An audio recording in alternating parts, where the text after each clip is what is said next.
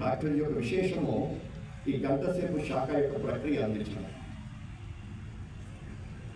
ఈ చిన్న గంట సేపు శాఖ అనేటువంటిది ఏదైతుందో ఇందులో పాల్గొనేటువంటి ప్రతి ఒక్క వ్యక్తి యొక్క హృదయం లోపల ఈ భూమి పట్ల భక్తి కలుగుతుంది, ఈ ధర్మం పట్ల శ్రద్ధ కలుగుతుంది, ఈ సమాజం పట్ల ప్రేమ కలుగుతుంది.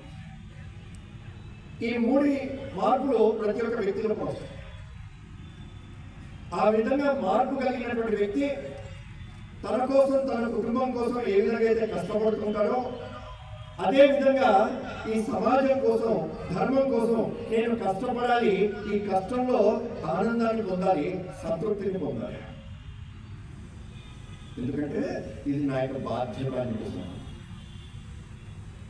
కన్న తల్లి అనారోగ్యం చేసి హాస్పిటల్లో ఉంటే ఏ విధంగా అయితే ప్రచారం కోరుకోకుండా పేపర్లో వేయాలనే ఆలోచన లేకుండా నేను సేవ చేస్తానో అదే విధంగా ఈ భారతదేశంలో సంఘం యొక్క కోరిక ఒక మంచి మార్పుని చూడాలి.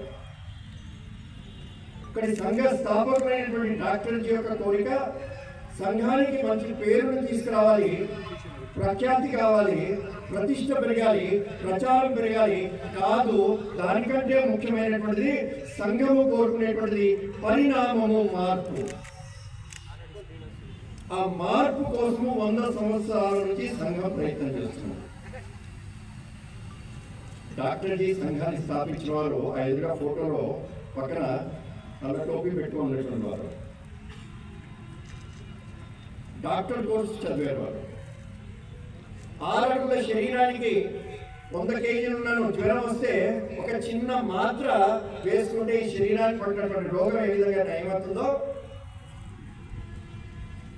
ఈ సువిశాలమైనటువంటి భారతదేశంలో ఉండేటువంటి 30 కోట్ల మంది భారతీయులు హిందువులు ఎవరైతే ఉన్నారో వీళ్ళకు పట్టినటువంటి రోగం ఏదైతుందో అనైక్యత అనేటువంటి రోగాన్ని దూరం